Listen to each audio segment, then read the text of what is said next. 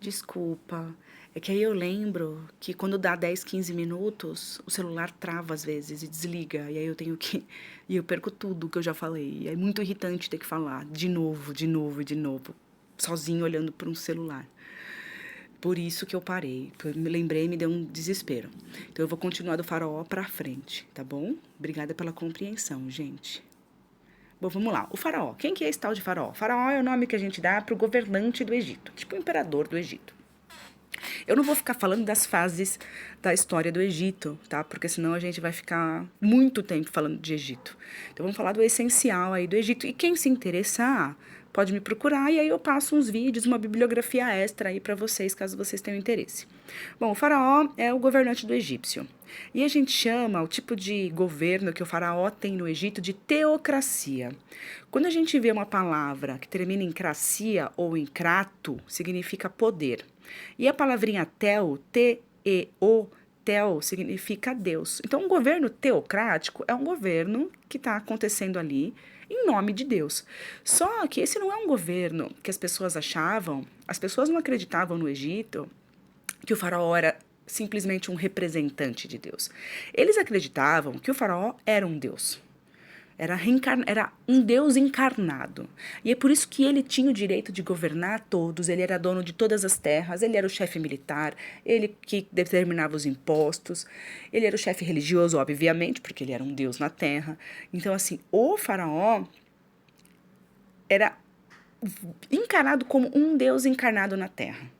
Isso é muito particular dos egípcios, né? Porque ele não está só governando em nome de Deus, ele não é um escolhido de Deus, ele é um Deus.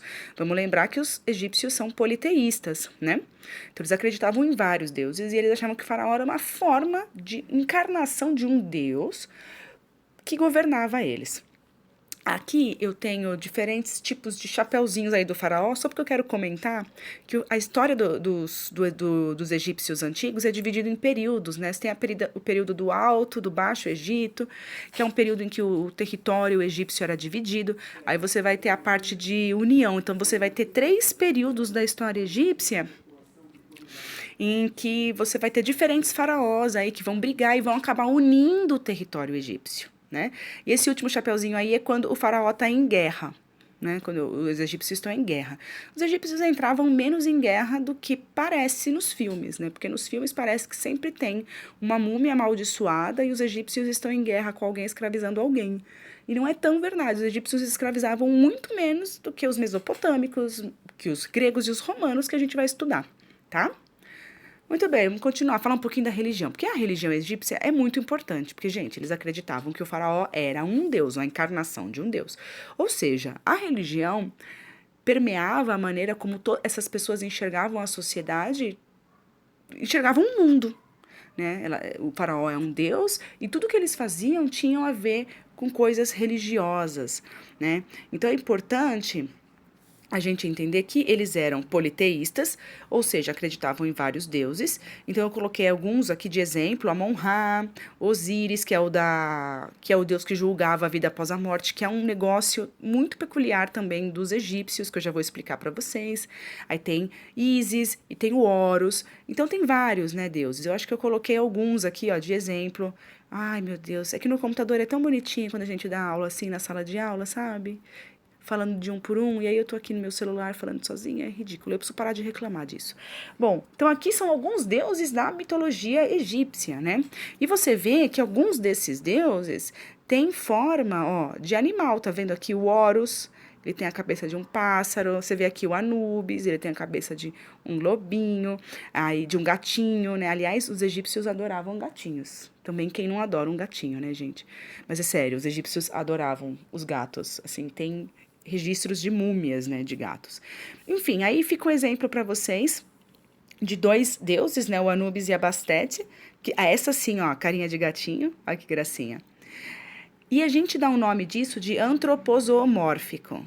Duvido você falar essa palavra rápido da primeira vez. Pena que eu não tô aí para ver. Antropozoomórfico. O que significa um deus antropozoomórfico? Vamos destrinchar a palavra, né? Mórfico é de forma. Vocês já ouviram, já assistiram? Eu sei que é muito ridículo isso que eu vou dizer, mas vocês já assistiram Power Rangers? não tem a hora de morfar? Por que eu tô falando isso? Porque mórfico é de forma, então na hora de morfar é a hora que os Power Rangers se tornam Power Rangers, né? Eles tomam forma. Então, e antropo é homem, e zoo é de animal, por isso que a gente fala zoológico. Então, antropozoomórfico são deuses que têm formas de humanos e animais ao mesmo tempo. Deu para entender? Eu vou tentar evitar exemplos de Power Ranger das próximas vezes.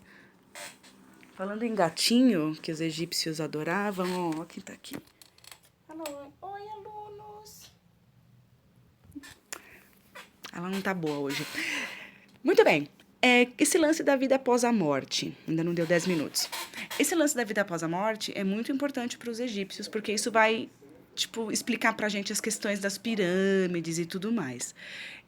Os egípcios acreditavam que essa vida, a vida terrena, vamos dizer assim, essa encarnação é uma fase da vida. Os egípcios achavam que quando a gente morre, eles acreditavam nisso, era parte da religião deles, eles acreditavam que quando a gente morre, a gente vai, esse corpo, né, fica, e aí seu espírito, sua alma, sei lá eu como eles achavam, ia para o tribunal de Osíris, que é um deus, que julgava, né, Osíris julgava se você merecia, se você tinha sido um merecedor de voltar ou não, a continuar a viver a sua vida, mas após a morte. E eles acreditavam que esse espírito, depois, o Osíris pesava, né, a sua alma e uma pena, e se sua alma fosse mais leve que a pena, você podia voltar.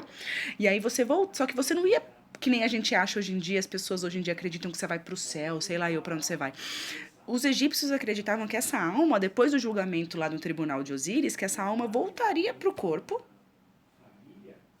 o corpo que você viveu, a sua vida terrestre, e que você precisava desse corpo para continuar vivendo a vida depois da morte. E é por isso que os caras mumificavam. Eles mumificavam os corpos para preservar os corpos. Para que você pudesse voltar no tribunal e usar esse corpo para viver a vida. Imagina, você volta num corpo putrificado, um corpo destruído, porque quando a gente morre, a gente entra em decomposição. Então, os egípcios se tornam especialistas em embalsamar e mumificar corpo. É uma coisa insana.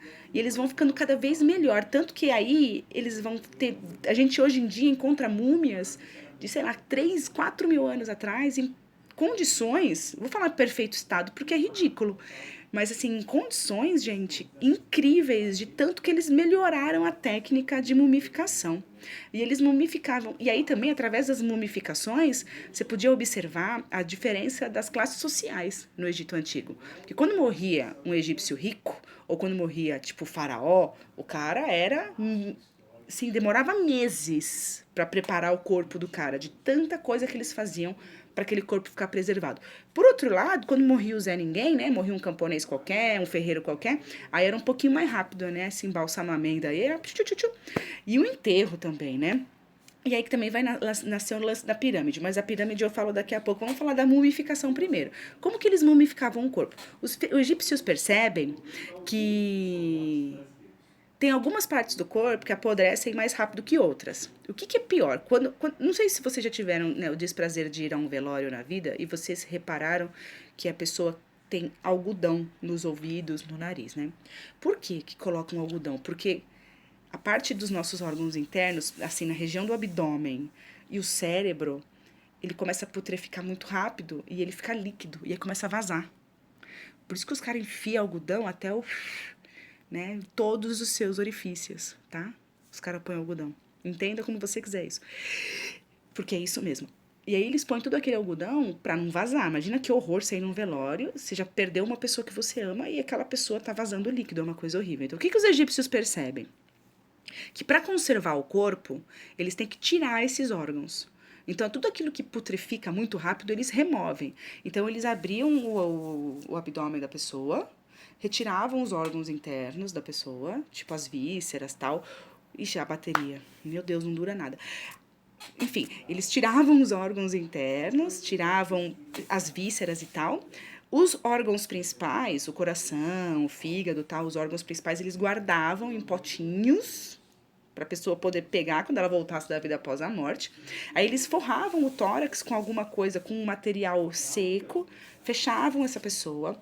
Outra coisa que eles tiravam é o cérebro. Aí você vai falar, como é que eles tiravam o cérebro? Porque assim, se você, primeiro que eles não tinham a tecnologia que a gente tem hoje de você ter um aparelho que corta o crânio, que é muito duro. Segundo, que se eu quero preservar o corpo para minha vida após a morte, como que eu vou cortar esse corpo desse jeito, né? Então, o que eles faziam? Eles enfiavam umas soluções químicas, uns ácidos pelo nariz e ficavam cutucando até que o cérebro da pessoa saísse toda pelo nariz. E aí depois eles faziam tratamento para pele, com sal, com líquidos. Aí passavam um linho naquele corpo, deixavam aquele corpo às vezes em sal por dias. Né? Quando você vai comprar peixe, o peixe não tá no sal, porque aquilo ali conserva. Então eles punham a pessoa, lotava aquela pessoa de sal. Enfim, para conservar. Então, quando a pessoa era muito rica, ficava meses ali preparando, a pessoa ficava horas, dias lá embebida, lá no sal e nas substâncias que conservam o corpo. Quando era pobre, era mais rápido, né? Não era tão bom. Mas tudo isso para conservar o corpo. E depois eles punham no sarcófago, que é essa imagenzinha aqui de baixo. E às vezes esse sarcófago, ele tinha camadas. Né? Tipo, era um sarcófago grande, aí dentro tinha um sarcófago menorzinho e um menorzinho, e aí o corpo. Por que tudo isso? Para proteger o corpo. Porque, se eu vou para a vida após a morte, eu tenho que proteger meu corpo. Se alguém profanar o meu túmulo, sei lá, me zoar, botar fogo no meu corpo, como é que eu vou voltar? Não posso. E aí também vai começar a nascer a história das pirâmides. Porque assim, eu vou enterrar o corpo, mas eu tenho uma preocupação muito grande com esse corpo ser preservado. E os caras também punham riqueza, porque eles punham coisa, tudo que eles achavam que a pessoa ia precisar após a morte. Então os caras punha ouro, punha instrumentos importantes para aquela pessoa. Então ninguém podia roubar aquilo. Só que imagina a tentação, né? De você roubar o túmulo de alguém muito, muito rico, né? Que foi mumificado. Você sabe que naquele túmulo ali tem uma porrada de riqueza que enterraram junto com aquela pessoa. Maravilha, vou roubar. Então, para evitar de roubar, os caras faziam assim, ó. Vamos supor, enterrou. Enterrou o maluquinho aqui, ó, tá? E eu não quero que ninguém roube esse túmulo. Então eu vou lá e ponho uma pedrona em cima. Ah, mas ainda não tá bom o suficiente. Vou botar outra pedrona em cima. Não tá bom o suficiente. Vou botar outra pedrona em cima. Então os caras iam cobrindo os túmulos com pedras, e pedra mesmo, assim, não é pedrinha fina, tá? Eram blocaços que ficaram com essas formas de pirâmide. E aí depois isso vai evoluir para as pirâmides que vão virar os túmulos dos faraós. Vou parar mais uma vez, porque eu vou pôr o celular para carregar 1 minutinho e já volto.